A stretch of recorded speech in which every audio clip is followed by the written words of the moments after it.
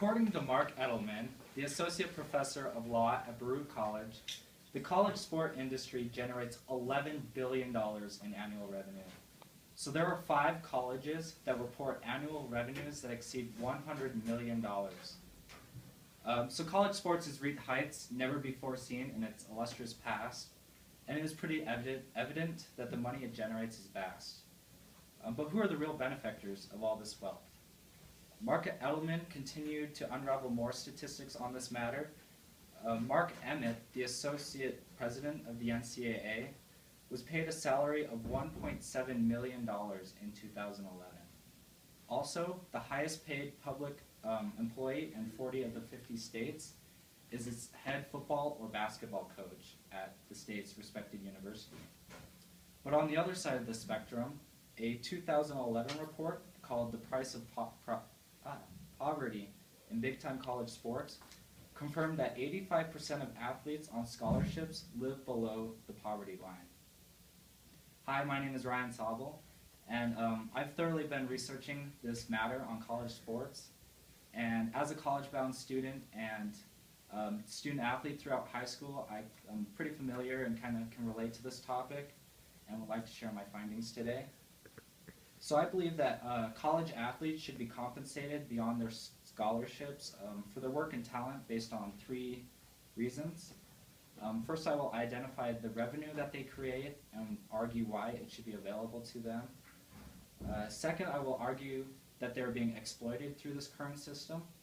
And third, I will refute a counter-argument that states that they are doing just fine on the current scholarships they have.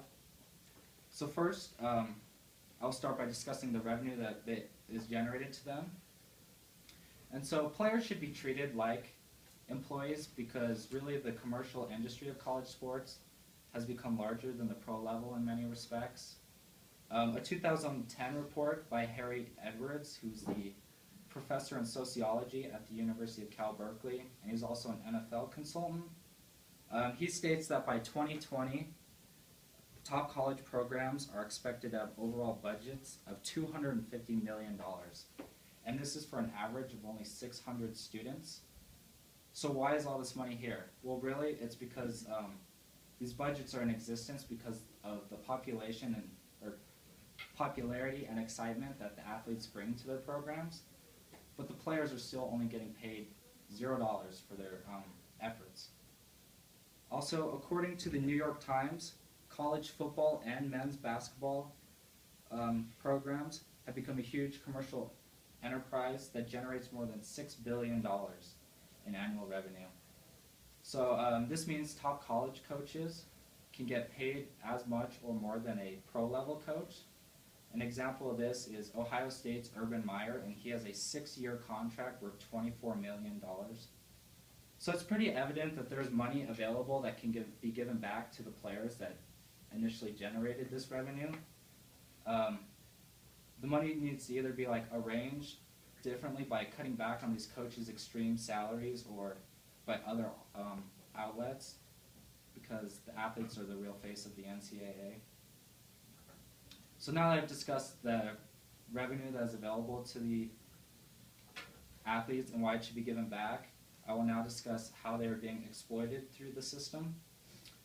So college athletes are further being exploited by 3 different things, and that's their name, image, and likeness.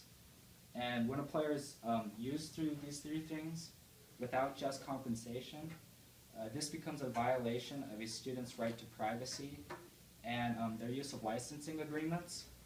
So the way a player's name is being exploited is mostly through merchandise, like a player's autograph, the NCAA can sell it, but if the player were to sell it themselves, that'd be a violation. Images, you see it on posters, billboards, advertisements, and they're doing this to generate interest and revenue for their program, but the player doesn't receive anything for their image being used. And the third is a likeness, and that refers to a similar representation of the player. So the best example would be, you see it in video games, like EA Sports makes the NCAA football ones, and they make exact representations of what the player looks like, but the player doesn't get compensated for their likeness being used. And so this has caused controversy.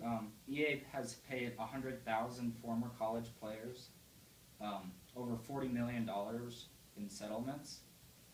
So the players need to be compensated for their name, image, and likeness because the NCAA needs to avoid legal issues and the players need to find a balance in what they're giving out to the college. So now that I've discussed two reasons why college athletes should be compensated, I will now turn to the opposition. So the opposition suggests that college athletes are receiving enough benefits and do not require any further assistance.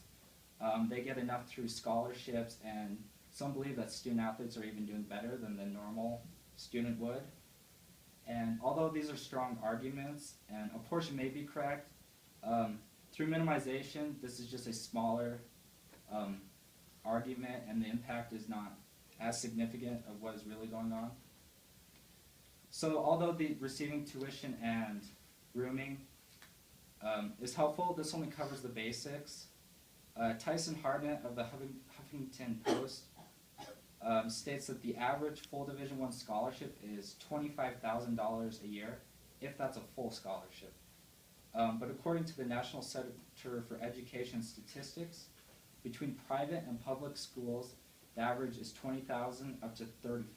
So there's kind of a discrepancy in the amount of money. And also, the university can't say they're committing their athletes to school and their degree when traveling and practice takes up so much time. To be able to do extra activities outside of college, a person really, you need an extra job to fund things. And college athletes, in most cases, aren't allowed to have a job during their sport. So they're not able to live the normal life a student usually has, and they can't enjoy a normal lifestyle. So now I've refuted a counter-argument and discussed two other topics. Now have a better understanding of why college athletes should be paid.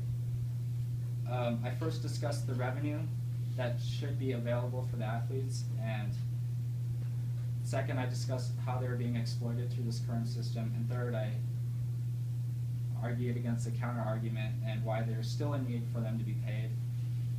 The ever-expanding industry that is college athletics is booming in revenue, but many subsidiaries are benefiting from the wealth. The college system should be changed in order to create equality and